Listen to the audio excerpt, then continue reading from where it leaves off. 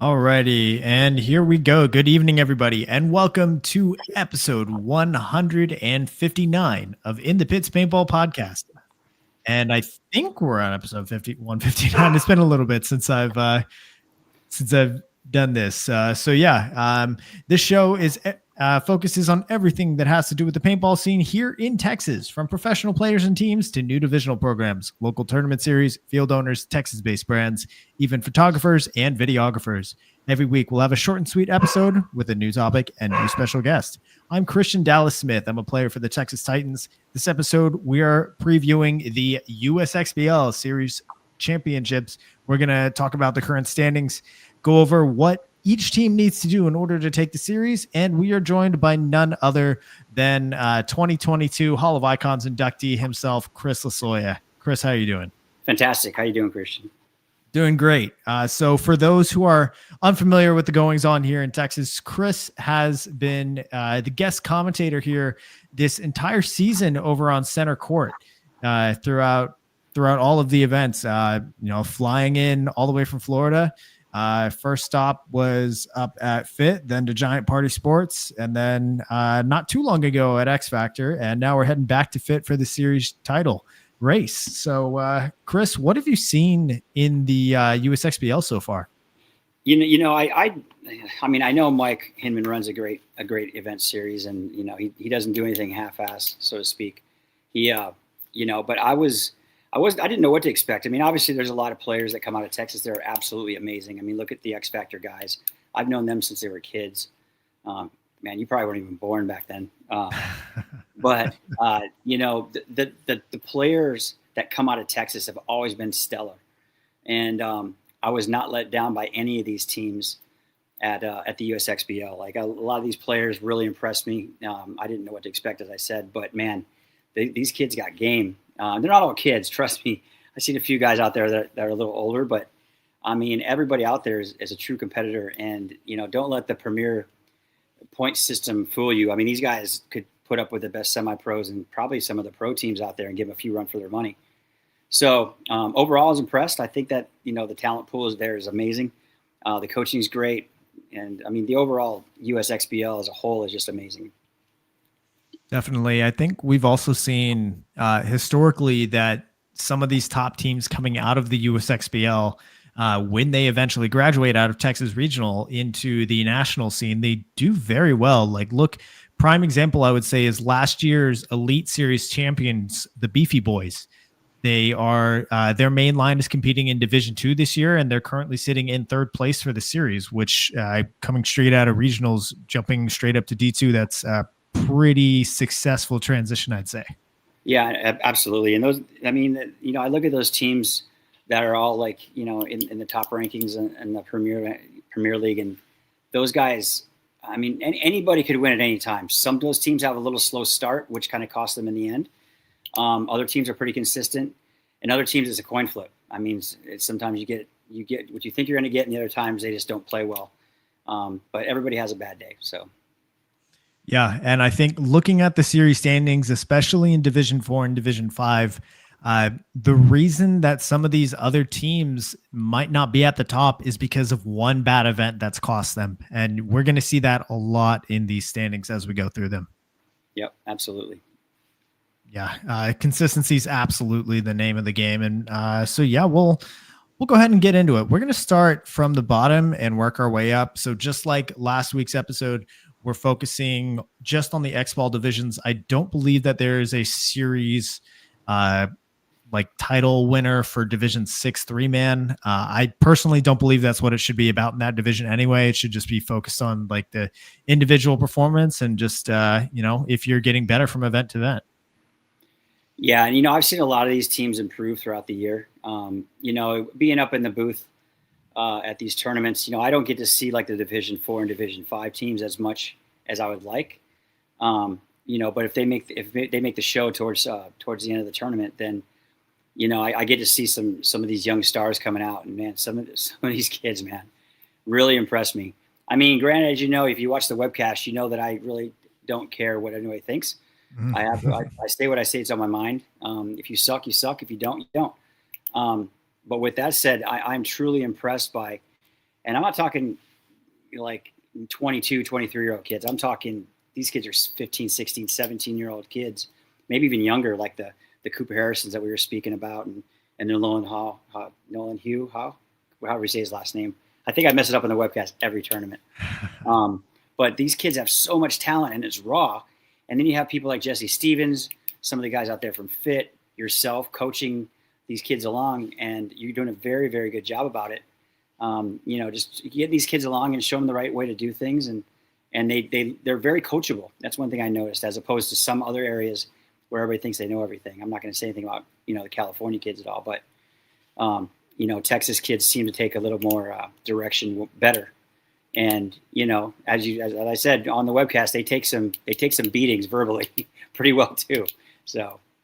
Oh yeah, I think a big part of that is just the wealth of pro players that we have access to here in Texas. I mean, shoot, there's 5 pro teams currently that claim Texas in their name somewhere, and the divisional players around here, the ones that are taking advantage of the opportunities that they have, connecting with players from Fit, connecting with X Factor guys, with Houston Heat, with former Austin Notorious guys, with AC Diesel. Like, all of these players are getting much better, much faster than some of these other areas in the country where they don't have access to these pro players. Right. Well, yeah, even Corey Field comes down from up in I call it Poland, but Portland. He comes down from out there. I mean, the guy isn't a very good coach, so I have no idea what people see in that guy, to be honest with you. But and as you guys know, he's a very good friend of mine. But you got access to all these great players. Look at Robert Jordan. I mean, the guy's like a relic. He's something you see on Indiana Jones movie or something. And the guy helps out. You see him talking to everybody, helping everybody out. The Beefy Boys, I think, is his team. But he's there to help anybody and everybody. The guy's personality just surpasses anything that anybody could possibly think about him. He's just a great guy all around. But the access, like you had said, to yourself, to the Corey Fields, to the Jesse Stevens, to the X Factor guys, et cetera, insert whatever name here at that level. That those guys are blessed to have people like the Paintball Fit guys in their corner and coaching them along the way. Because I never had that when I was a kid. I had to figure it out myself. So. Oh yeah, I remember my first couple of years was definitely a lot of finding out all of the ways that it didn't work. Oh yeah, all those mistakes. Yep, I agree. All right, so let's get into it. We're going to first look over at the Division 5 standings. We're going to really focus on the top 8 or so in each of these, because realistically, that's who has a chance, however slim, of being in the race for the series. Let's get my series standings here. Okay, so let me redo my screen here. All right, so on screen here we have the Division 5 X-Ball series standings. So again, as I was saying before, you're going to see there's just one bad event in most of these cases that is costing some of these teams from being higher up in the race at the end here. So first up, we got the Donut Shop Mafia D5 out of El Paso, podiumed every division, and consistency at that elite level is what's going to win you a series. Yeah, those guys. I mean, besides the name, I love it. I think it's a great thing. Some of these names I chopped them up so bad, and I can't remember what some of these letters mean sometimes. So I do apologize for that. But I mean, you can't beat a name like Donut Shop Mafia. But as you said, those guys are very consistent in all the divisions. So they got to, it just shows you they have a great farm program to bring people up from Division 5, 4 to the Premier or Elite. And just having that farm group of people that you can insert bodies into, that helps escalate the player's ability to take that next level and take that next step up to divisions. But, you said it they're very consistent throughout the year for sure. For sure. And then the next couple, we've got Sinister Paintball out of Houston, the Meanies 71, Elite Dynasty D5, Texas Easy Company, Austin Oni Gold, Elite Factory, Shut Up They're Trying, Double Homicide, and Texas Rampage rounding out the top 10. Double Homicide sitting in 9th, and they had 2 back-to-back third places, but they didn't play the first one, and that's what's eliminating them here from the series. Yeah, you have to educate me a little bit on that. How does that work and the series itself? I mean, do they drop the lowest score, or do they take everything into account? Oh, they take everything here in the USXBL. Understood. And I'm looking at these top fours or top fives through Elite Dynasty, and I mean the margin between those 4 teams alone is absolutely insane. And it going into these finals, any one of those teams could win at any time. It all depends who's going to show up when it counts. So, for sure, and it's not like where the NXL is, where the top 4 teams get that Champions Cup bye at Cup, kind of giving them that safety net to where even if they lose every game at Cup, they still walk away with the top 8 there, and depending on how much of a lead they have, it could still secure their series. It's kind of like what we saw with the Russians last year, where they had the series locked up before Cup even happened. Right. So yeah, anybody can certainly lose here in the USXBL. So going over to the math that I've done for the series standings. So here we've got our top 10. Here in green, I've got the Donut Shop Mafia D5. They're the only one in green because they're the only one in control of their destiny. The next 3 teams, Sinister Paintball, the Meanie 71, and Elite Dynasty D5 are in yellow. They need some help, but definitely within the realm of possibility. And then here in the orange color, we've got Texas Easy Company all the way on down to Texas Rampage. They need a lot of help, these guys. So the math, we've got Texas, again, the Donut Shop Mafia. They secure the series by making the finals, and they've made the finals in 2 of the 3 events so far. They've podiumed all 3. I think that it's going to be very difficult for the Donut Shop Mafia to lose. However, at the same time, like, they're the team with the target on their back at this one, and I think everybody's going to be itching to end their season on a high note here at the championships. Yeah, and I mean the weather. I mean, I'm sure all the weathers. I haven't checked the weather, obviously, but when I was out in Texas for the NXL, it was super hot. But the good thing about that I do like about the USXBL is everybody shoots the same paint. It all comes from the same batch, and it's pretty universal. So, you can't complain too much about the paint like you see in other leagues where there's 4 different options or whatnot. I like the way that Mike Hinman does that, because he takes the paint equation out of the equation of winning or losing, because everybody's shooting the same stuff. So, I think that any of these teams, like you said, can win at any time. But, there's such a huge deficit between like the Texas Rampage guys and the top team to go on to win the series standings. They're probably not. It's not probable for them to get that far because it's not even numerically possible. But for those top 4 teams, it's going to be a battle. I can guarantee that. Yeah, one thing that I will say to Division 5's credit specifically is that throughout the season, that division has grown significantly. The first event with D5, I think they had like 17 teams or 18 teams, maybe 20 at most. And then just steadily been growing. Last event sold out at 30, and this one looks like it's going to sell out at 30 again. So having that solid team base is it's great to see with the region. Yeah, and Mike does a good job about getting those quality teams out there. And I mean, when you run such a great league and the way he does things, it's almost hard not to go, especially when it's right down the street. I mean, he has great facilities with Paintball Fit, Giant, X Factor Paintball with Alex and those guys. I mean, Billy and Mark, everybody out there runs a great field, and to have those fields at your disposal, you guys are pretty blessed out there in Texas for sure. Absolutely. All right. So next up, we've got Sinister. They're 13 points behind. They need the Donut Shop Mafia to not make the finals and to win in order to have a chance to seal. Sinister, they won the first event. They got second place at the most recent one, but that 8th place over at Giant Party Sports is what's really costing them here. Yeah, I mean, I think that was uncharacteristic of those guys, just from what I saw. It's really hard for me to judge because I can't see all their games because they're usually on the other fields. But from what I did see, they're a pretty consistent team, and you can't sleep on them. So definitely somebody to keep an eye on. Yeah, and at that event, Sinister, they got knocked out in the quarterfinals by our third team here, the Meanie 71. So the Meanies, they're 27 points behind, which is a pretty big gap. They need the Donut Shop Mafia out of the top 4, and they also need Sinister to not make the finals, and they have to win in order to steal. So again, within the realm of possibility, anybody can beat anybody at this last one, but we're starting to see more and more how much help this team needs. Right. And I believe that, most of these guys have kept a consistent roster throughout the year. So the gelling time is over. Now it's time to go win the tournament for those guys as well. Yeah, for sure. And I'm going to go back here to the series standings. So the Meanies have a 5th, a 4th, and a 5th. So very, very consistent, but they're just something's happening in that quarterfinal round that's preventing them from excelling all the way up to the win. So we'll see how long is it going to take for them to break through that barrier. Right.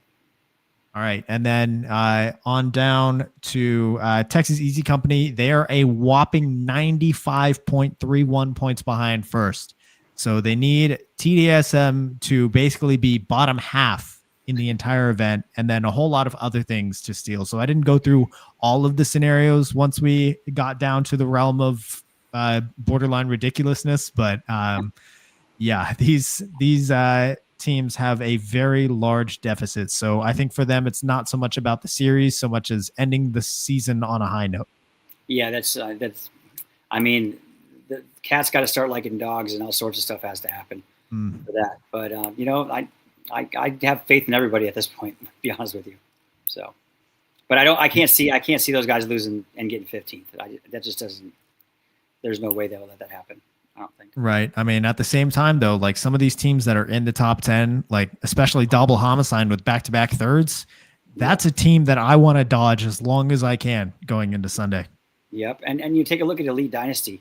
Those guys are super, super hot. In the first couple of events, I saw them play. And I remember these guys specifically because at the last tournament, the Violence Open, they really dropped the ball. And I was really surprised to see that happen because they're usually a pretty decent, consistent team. So it just goes to show you that crazier things have happened. So you never really know. I mean, look at Elite. They got 15th in the last one. It could happen to anybody. So yeah, even if you go on further down, like Gunners 187 have a 4th place here. I see a 2nd place with Elite Factory. Elite Dynasty has a 1st there. Even Corrupt Crew has an 8th and a 7th. And again, there's a lot of landmines out there. Yes, I agree. I think I've been on the receiving end of those in my lifetime, sir, for sure. All right. So now let's talk about Division 4.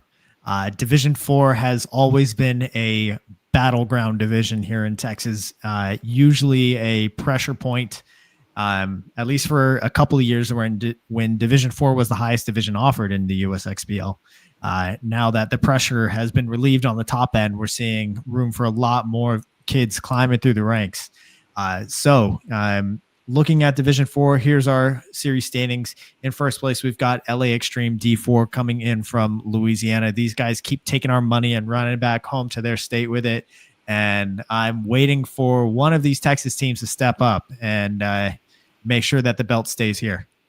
Yeah, I mean, those LAX guys, I got to give my hats off to them. That they impressed me. And the misconception that I had, and I think you would point this out to me and Robert as well. They're not from LA, they're from Louisiana. Because I'd never crossed paths with a team until the USXBL. But right behind them, you got the Gunners. I'm a big Gunners fan. I like those guys. I think I like their attitude. I like the way they play. They're very aggressive.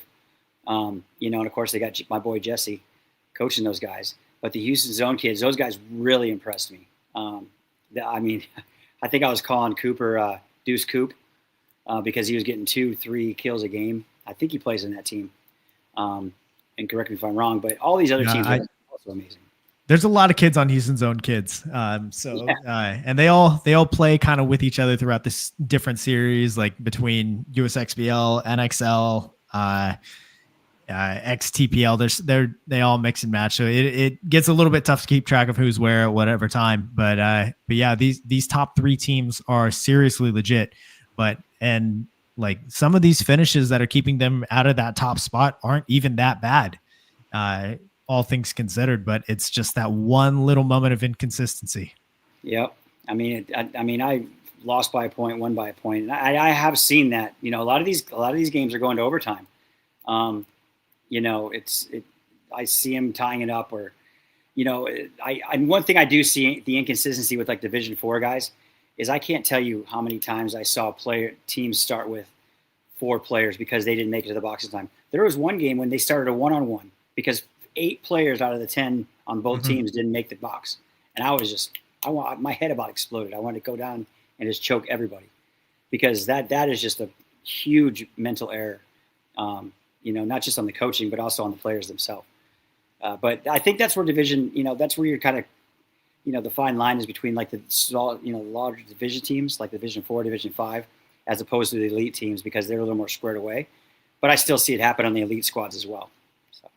Yeah, for sure. Eliminating those unforced errors, especially in a race to 4 format, like you're playing at most 7 or I think 7 points is the maximum that you're going to play in a match in this race to 4 format. So if you don't get a body to the box, then that's like 16, 17% of your possible total points, possibly even higher, that you're giving away just because of an unforced mental mistake.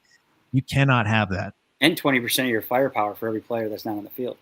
Mm-hmm. I mean, if I see them struggling with, with 3 guys, I'm just get run down the center because nobody, who's going to shoot you, at that point, you might as well take a risk. For sure. Those, like you said, those mental errors, they can fix those.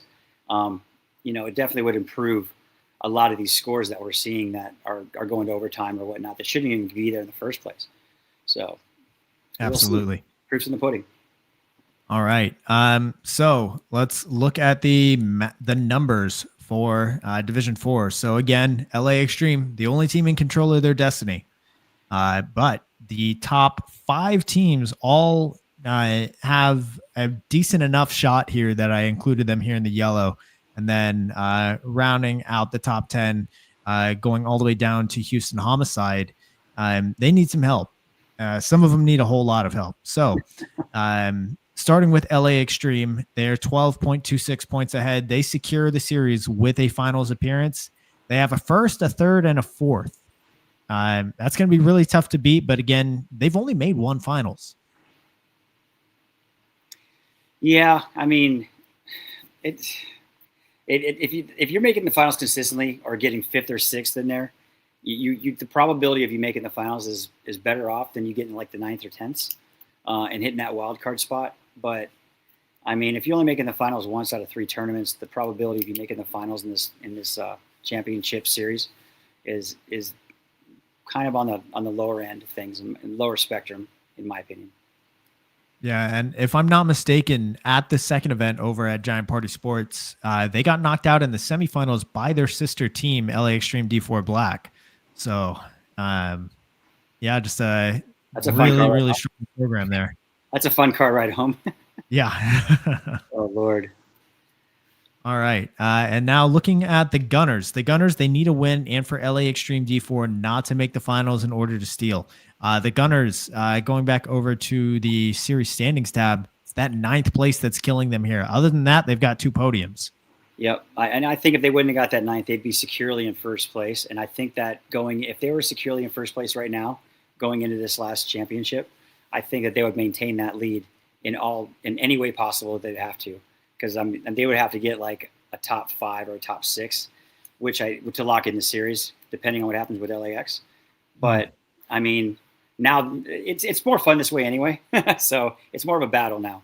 But the Gunners, you can't sleep on those guys at all, for sure. Absolutely not. Yeah, Jesse has got them well coached. He coaches them multiple days throughout the week, just about every weekend over at X Factor with them. They are a team that puts in the work. Yep, for sure. All right. And then Robert Jordan here in the chat, just reminding us that the series championship is indeed double points. So just like we said earlier, anybody can beat anybody. And when double points are on the line, one dropped game can really shake things up. Yeah, I'm excited. I'm excited to see how this transpires throughout the weekend. It's going to get heated because one thing I did notice about you Texas players is you guys don't hold back what you're thinking. I like it because that's the way I am. But man, these guys, man, they're definitely athletes and they're definitely they love to compete. Put it that way. For sure. All right, heading back over to the numbers. So looking at Houston's own kids, they're 16.69 points behind. They need LAX to get fourth place or lower and a win to steal.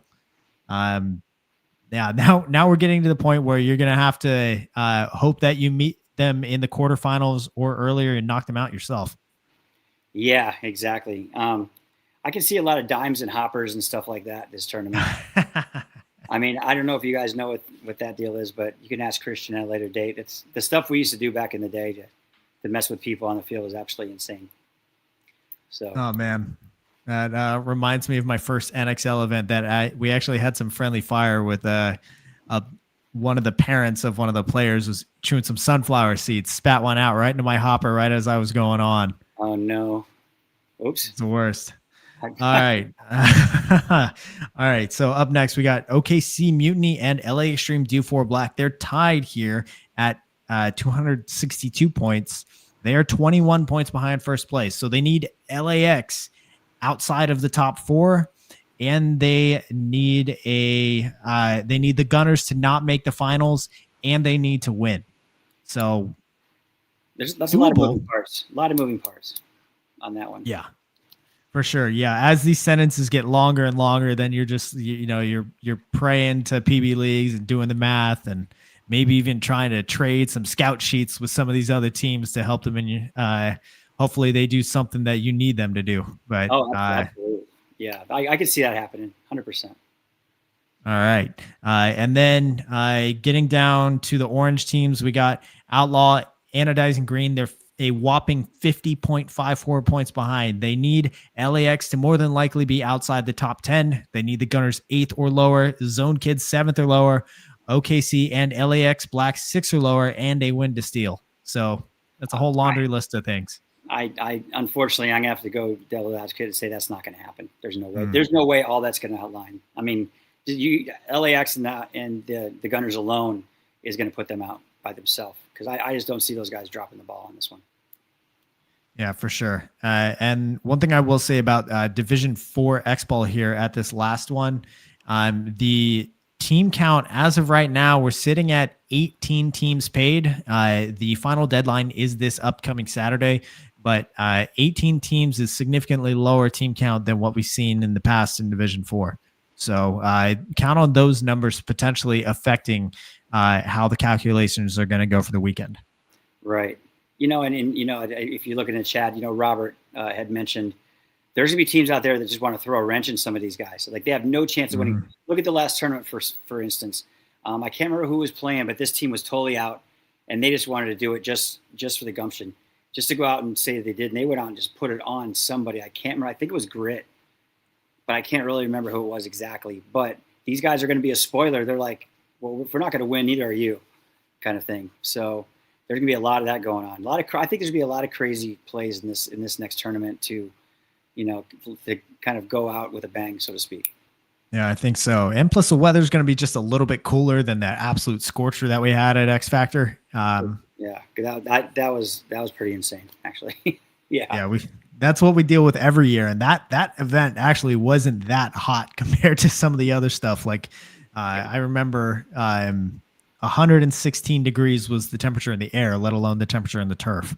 Yeah, you told me that, and I was like, "You're crazy." And then Robert told me the same thing, and Mike, and I was like, "I'm from Florida, so I'm used to the heat, but I'm fragile, so I can't. That heat gets me, man, every time." So, all right, yeah, we are now getting into the elite division, center court, and the main show. They play the Mercy format instead of the Race 2 format. We want to see as many points as we can out of them. And yeah, the standings, I think, speak for themselves here. You got the Gulf Coast Ragtag Army. They've won 2 out of the 3. The third one, they got a podium. They are in dominant control here in the series. They're going to be hard to beat, man. I mean, and it's not just because they're Florida boys, but they have like Jet Ski on the team. They have a pretty solid squad. Across the board, they're very that's what I'm looking for, dedicated and on point when it comes to breakouts. They capitalize on G's right away. So they're gonna be hard to beat, man. I definitely have to say that. But right below them, you got all those teams that are well capable of doing so. But it's going to be an uphill battle, I think. Yeah, for sure. And then, of course, this is where you get into a division where the coaching experience coming out of the Paintball Fit Camp is making significant contributions to some. So, Gulf Coast being coached by Cyrus Garinger, TKO Super Gremlins by Colt Lukow, just to name a few. I think the Beefy Boys are coached by Jonathan Chavez. So, like all of these pro players that, like we were saying earlier,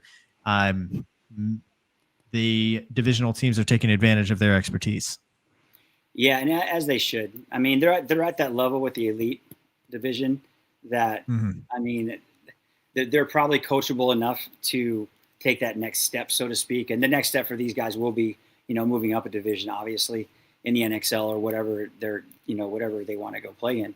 And these guys have the talent. I'm not saying anybody in particular.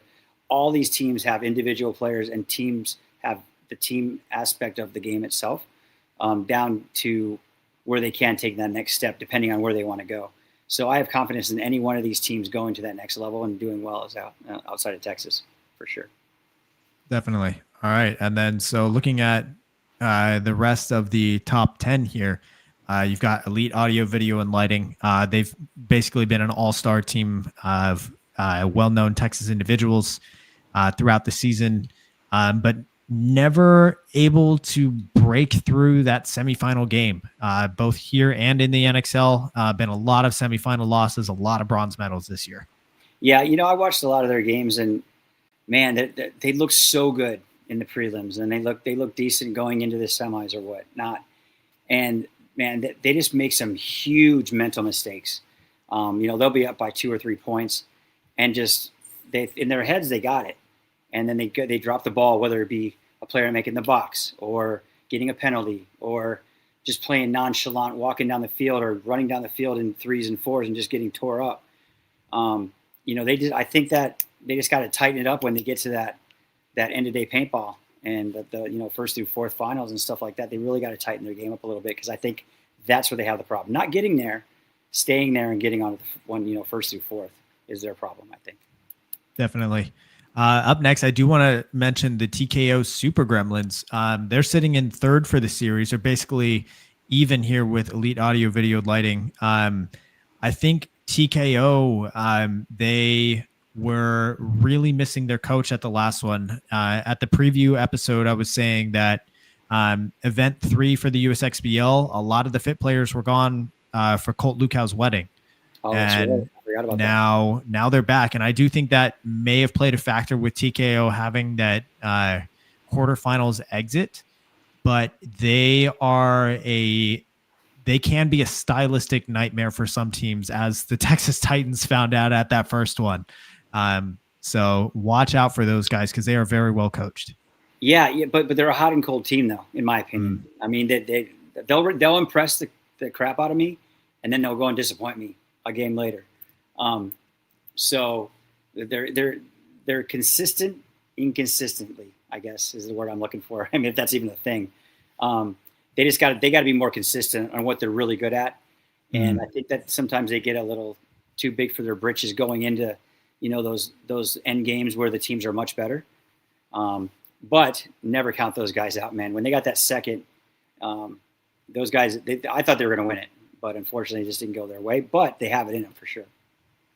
Yeah, and when they got that second, they actually were the ones to knock out the Gulf Coast Ragtag Army in the semifinals. So, watch out for that rematch, because I'm sure we're going to see it at some point. Yep, I love seeing rematches, especially for the championship. Alrighty, so let's get into the numbers here. Obviously, we also have the Beefy Boys, but as you can see, a significant drop off once you get outside of the top 3. Looking at the numbers, Gulf Coast have a commanding lead, 21 points in the series. They secure if they make the top 4. All they have to do is make the semifinals. That is a lot of pressure that's off their backs. Right. I think it's going to come down to one thing I have noticed is that with the different field layouts and it being a blind layout and all, some of these teams seem to adapt better to certain layouts than others. Whether it be they have two good snake guys, like they have a turtle and somebody else, or they have a great Dorito guy. But last tournament they had a snake and a snake on both wires.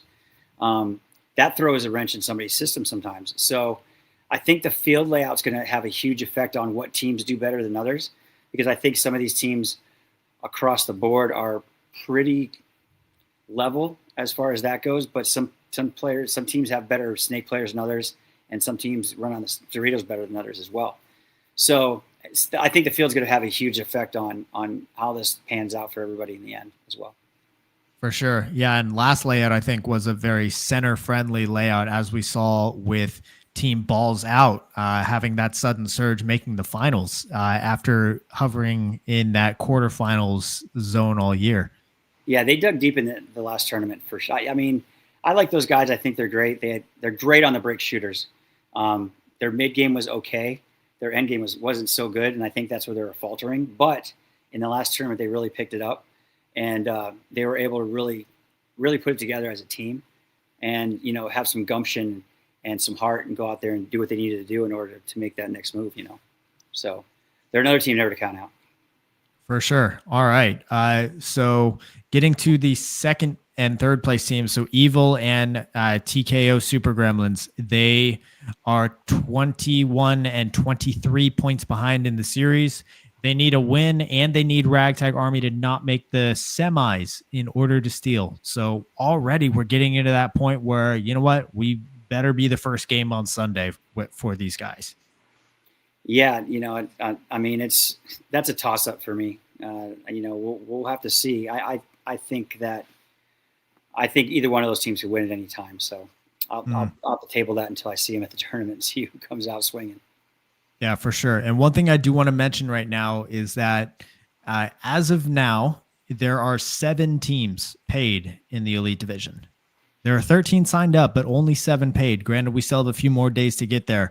But if there's only 7, 8 teams at the event, and the points are locked for the top 8, then suddenly your chances get very, very slim. Or Yes. they maybe get really good, because suddenly one dropped game in the prelims can spell disaster. Oh, absolutely. And that's a nail biter with any team, but it gets your attention. So like you said, it's anybody's game right now at this point.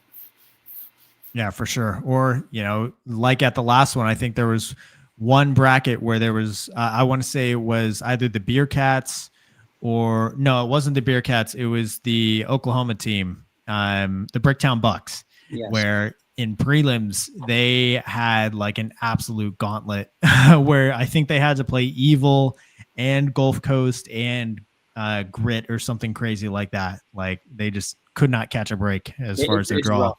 It's rough to come out of that kind of a division. That's like a finals division almost. So it definitely sometimes rough to come out of those. Mm-hmm.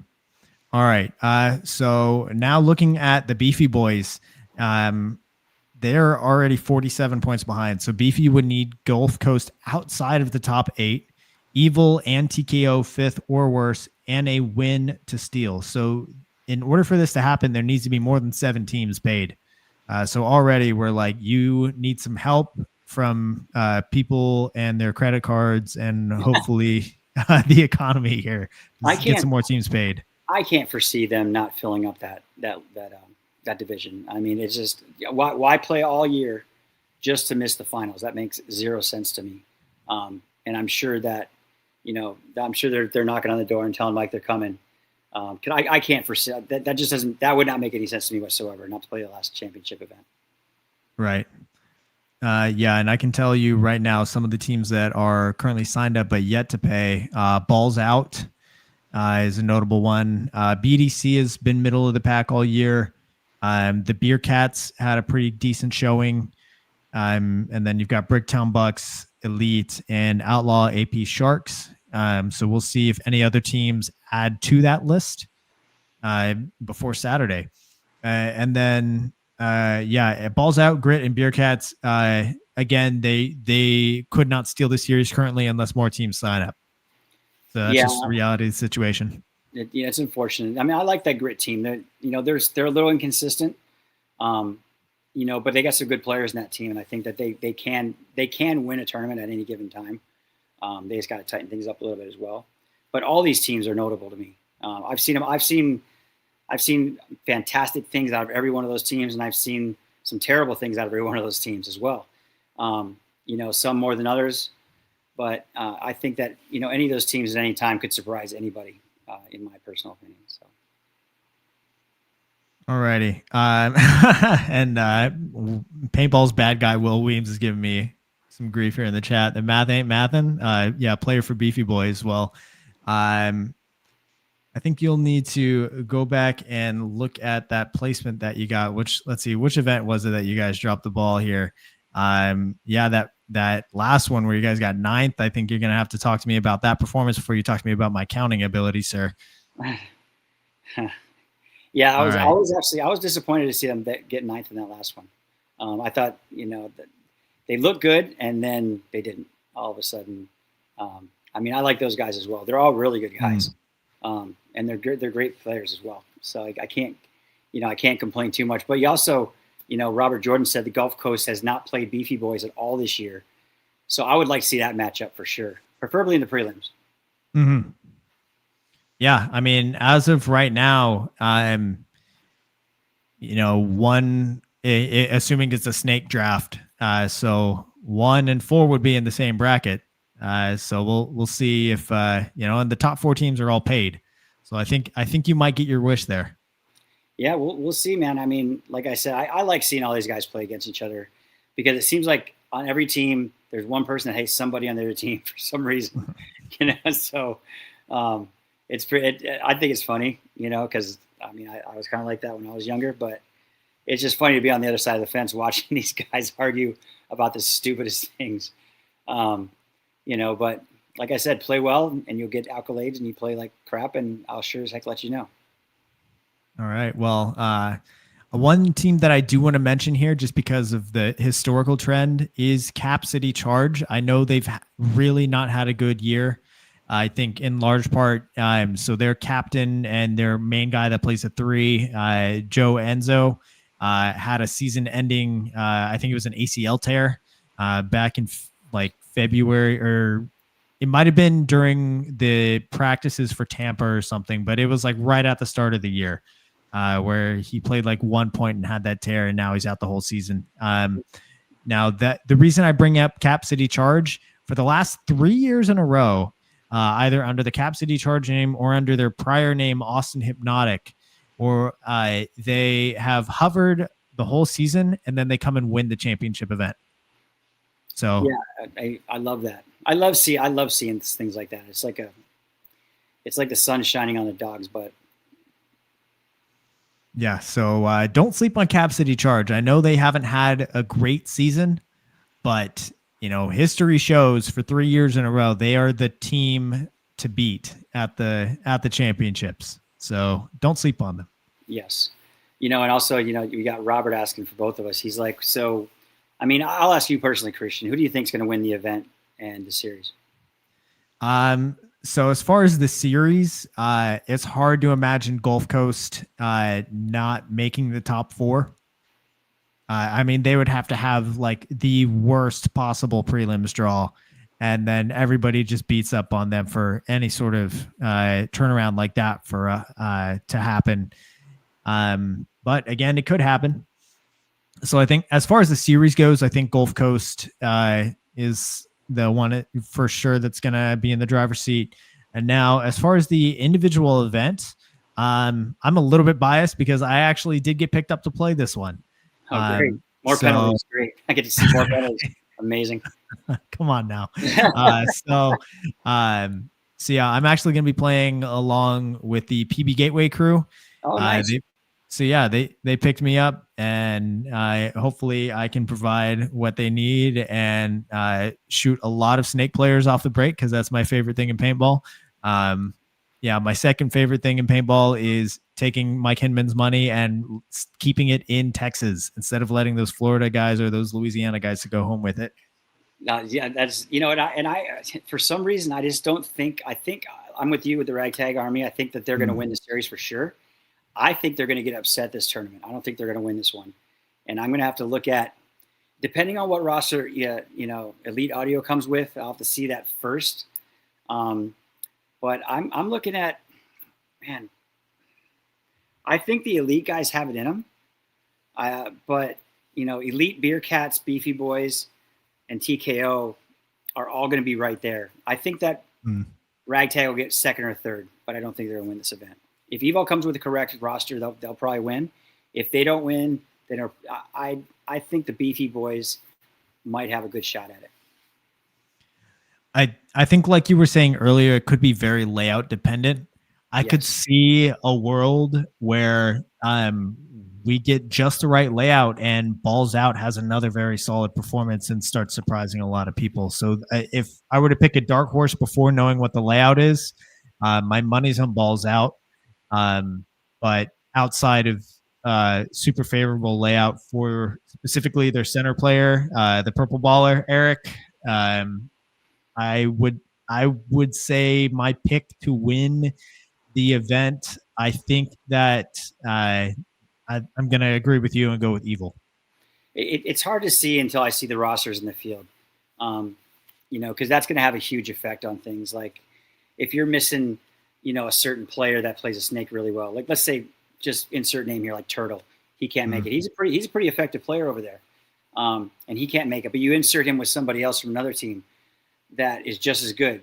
But how does he gel with the other team? And there's so many variables that come with it. We can only guess at this point until I see the rosters, until I take a look at the field and see, kind of get a better idea. But I kind of like the blind layouts, and just for that reason it's anybody's game at this point because nobody knows what's going on, and we won't see until the smoke clears. So right, and of course, to clarify, I'm picking the other team that PB Gateway is going to be beating in the finals. Nope, you know what? They do have a shot. Those guys squeaked in. What tournament? They squeaked in by 1 point. I can't. Yeah, it was the second. The second event's the only event that PB Gateway's played, but it was Lone Wolf. Yeah, it was that event. But they were on the bubble, and then somebody that didn't have anything to lose went out and beat the team that they needed to go out so they can move on. They ended up getting sixth, I believe. 6, yeah. But they made the cut, and they made it to the show, so to speak. Not podium, but they still made it.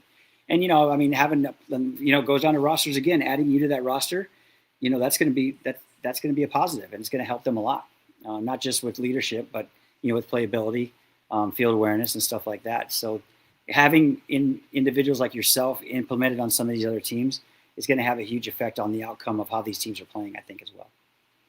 Yeah, I think. Well, first, thank you. I hope that I can do that, and I certainly am working hard to continue my Sunday streak, because my playoff streak is currently at 13 events in a row over the course of 2 years and some change. So I'm certainly not going to let any other teams outside of Texas ruin that. Don't jinx yourself, and don't forget I'm watching the whole time. Every time a flag goes up, I got to make sure they know it was you. Every time. Come on now. No. I'm usually the one getting pulled. I'm not biased. I hate everybody equally, so that's fair. All right. I'm looking forward to seeing you out there, man. I think you'll help the team out tremendously. But I'm really looking forward to the overall, just watching all these people play for the championships, because I think anybody has a shot at it. And it's just going to be a great tournament across the board. I know for sure. All right. Going down to D4, I know that Robert was asking who we got to win the event in the series. So looking back at the math again, LA Extreme, they're in the driver's seat. They're 12.26 points ahead. They secure with a finals appearance. That's not enough of a lead for me to be comfortable saying that they're going to take this. I think Gunners. I got Gunners for the series and for the win of the tournament. All right. I love it. Yeah, Gunners is a big pick. One team I want to highlight here is New Orleans Smoke. They've only played one event. They got second out of that event. They are returning for the championship, and they picked up my teammate Leo from the D2 Texas Titans to be their coach. So watch out for these guys. I think that they're going to be a significant threat and spoiler here for the series. There's so much going on and so many moving parts. I think that somebody confirmed that Cap City Charge won't be playing this event. Mm-hmm. But until I see it on paper, nobody really knows until the end of the day. But Bondo said he can confirm that, but we'll see. you know, and like I said, when the smoke clears and the rosters come out and the field pops up, it's going to be a whole different ball game, and our opinions might change at that point. So we'll have to see then. Yeah, for sure. So yeah, Gunners for the event and for the series. I really like that pick. I'm a big fan of it. And just my instinct is also leaning toward the Gunners. However, to give a more of a dark horse pick, I think the Zone Kids have beaten the Gunners every time that they've played against each other this year. Some people have those thorns, man. I've had them. You've had them. I mean, there's always that one team that, for some reason, they got your number, and I hate that. It's a mess. Yeah, and I'm gonna double check my statement here. Go back on some of these other scores just to, so I'm not a liar here. But yeah, I think Zone Kids might play spoiler to the Gunners here. So they have a shot. They do have a shot. I agree with that. Yes. Yeah, you got to respect everybody for sure. Yes. So yeah, now going down to D5, we've got the Donut Shop Mafia in commanding lead. They come from a really strong program. Something that I always like to preach here on the show is that these programs with the resources, with the knowledge to help these players learn the right way from the very beginning, instead of letting them flounder around for a few years, get bunkered a whole lot of times before they figure it out, gives them a huge leg up.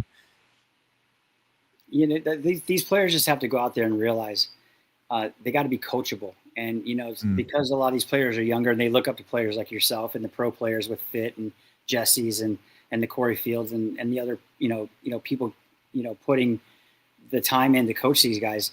If they're coachable, then there's something there to help. And a lot of these kids I'm seeing are coachable. They don't make excuses, because I listen every now and then as much as I can. And these kids don't make excuses. They're like, okay, cool, I got it. And, they'll make the same mistake a couple of times, but who doesn't? But if I have any advice out there for those kids that are listening to this or want to come up in there, you got to be coachable. If you're not coachable, then you're kind of on your own to kind of figure it out. But you have all these assets at your disposal, so maybe probably should use them, because you're benefiting from something that a lot of people don't have in their life to help them along this industry and this madness of a game we call paintball. Yeah, for sure. So I did just go back and look at the history between the Gunners and the Houston Kids. So the Houston Kids did knock out the Gunners in the semifinals at the last one.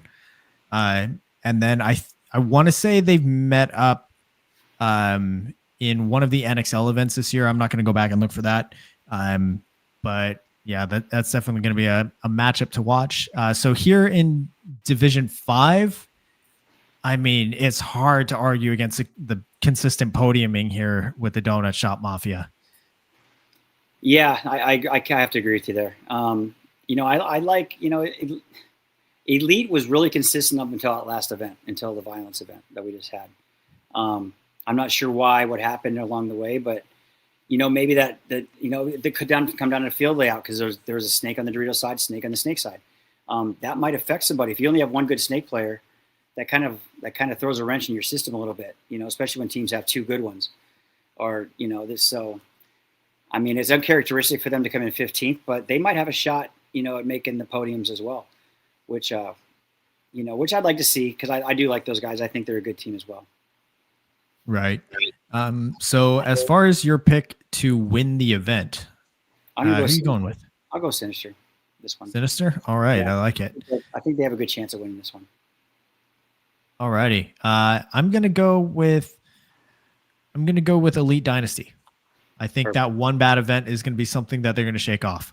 Yeah, I agree with you. I mean, you get kicked in the lower regions. You don't get kicked in the lower regions again, because it's no fun. And especially that's kind of a kick to get 15th after coming off a win. So I'm with you. I don't see that happening again. Alrighty. And then for the series, Donut Shop Mafia needs a finals appearance in order to secure. Again, they've podiumed every time. So who do you think is going to take it all there? I like Donut Shop Mafia. I mean, they're just too consistent. They're it's just, and consistency is the key to the game at the end of the day. But like I said, it's contingent on rosters, and it's contingent on the field layout. Some of these field layouts just are better for some teams than others. So that's why I love this blind layout, because it gives you a sense of what's going to happen next kind of thing, as opposed to somebody playing the field 7 days straight before the tournament and then coming out and, doing much better than the teams that don't have that ability or means to do that. So, that's why I like this blind layout thing so much.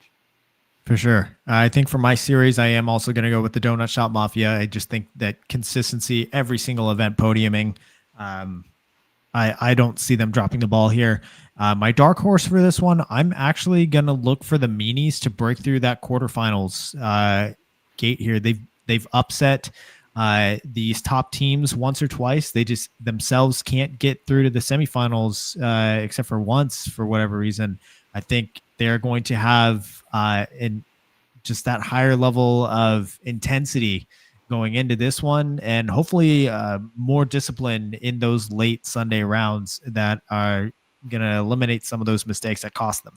Yeah, my dark horse is going to be Double Homicide in this one. I'd like to see those guys, get a first or second. All right, I love it. Okay, so I think Chris. Well, first, thanks for joining us this evening.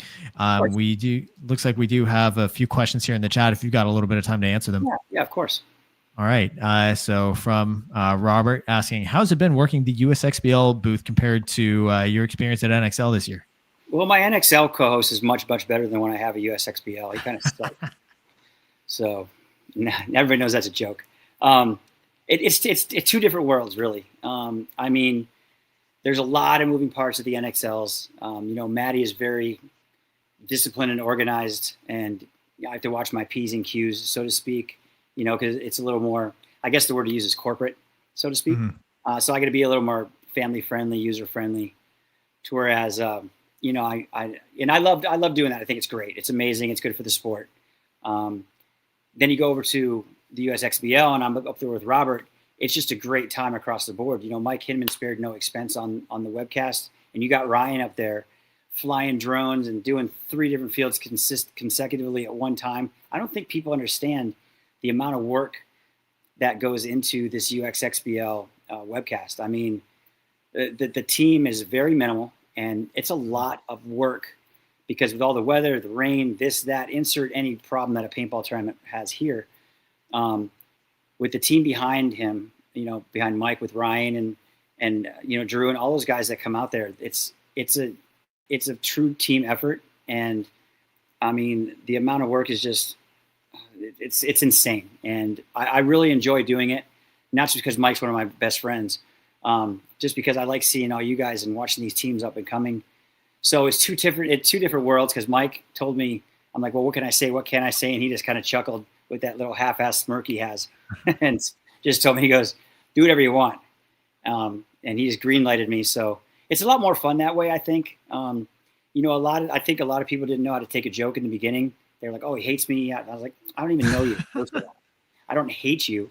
If you made a mistake, you made a mistake. And I'm going to call you out on it. And that's just the way it is. Now it might be a little abrasive, but I get your attention. And, it's a lot more fun. But like I said, it's two different worlds. One's a little more PG-13, and the other one's more me, which is the USXBL.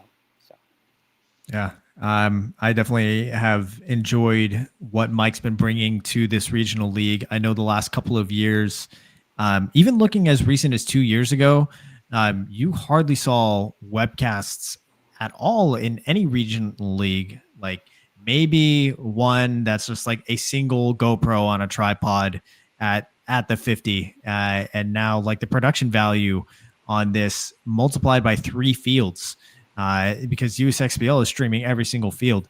I think it's providing a lot for our region, and it's cool to be a part of.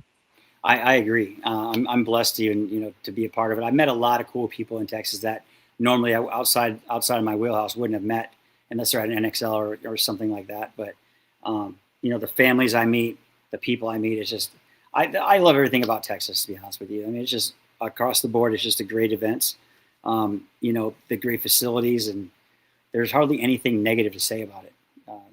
I just really enjoy getting out there and kind of giving my 2 cents, so to speak.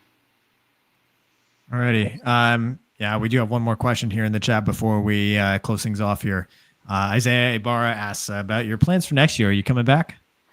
That's up to you guys. I mean, if you got to give what the people want. If they can take a joke, I'm sure Mike will want me back, but that's extremely up to the teams and the people and Mike and Tracy. So I mean, of course, if they'll have me, I'll be back. Alrighty. So I think that just about does it here. Yeah, we got just some more love here in the chat, all the way from 67 degrees north of Norway tuning in. Thanks for stopping by. Nice. Yeah. Well, thank you very much, Chris. I appreciate that. Eric. Yeah, you got the Chris Farley American Ninja references. I like that. That's great. But what a great show you got, Christian. I really appreciate you having me on, and we got a chance to hash this out. I'm looking forward to see when the smoke clears and seeing how our picks come out as well. Yeah, for sure. It's gonna be a blast. Yes, so sir. I think that does it for our show. Chris, thank you again for coming on. And everybody tuning in online, thank you so much. Be sure to go follow Chris on Instagram at Chris Lasoya. No fancy numbers or underscores or anything else like that. What other guests would you all like to see on the show? Be sure to leave a comment down below. While you're at it, hit that subscribe button. The show goes live Wednesday evenings here on youtube.com/@Major League Paintball. Recordings are posted to YouTube, Amazon, Apple Podcasts, and Spotify the next day. A quick shout out to my partner and sponsor tier subscribers on Patreon. Get That Shot, Paintball Kumite, BEM Raps, Hydra, XTPL Events, Mariachi Aguilas de Oro, the San Antonio 3v3 series, which, by the way, is this weekend. I can't wait to be roughing the series finale. I think what's been going on in the U.S. with 3v3 and 3v3 X-Ball has been a breath of fresh air. Yeah, I agree with that. All right, and then continuing on, 71 Designs, TexanHemp.com, and the Splat Zone Trinity 3-man, which I believe the registration's still open. If you want to go play some open 3v3 X-Ball, your chance to sign up is still there. And then lastly, thank you to Major League Paintball for hosting the show. We will see you all next week for episode 160. Chris, thank you so much. There, guys. Thank you.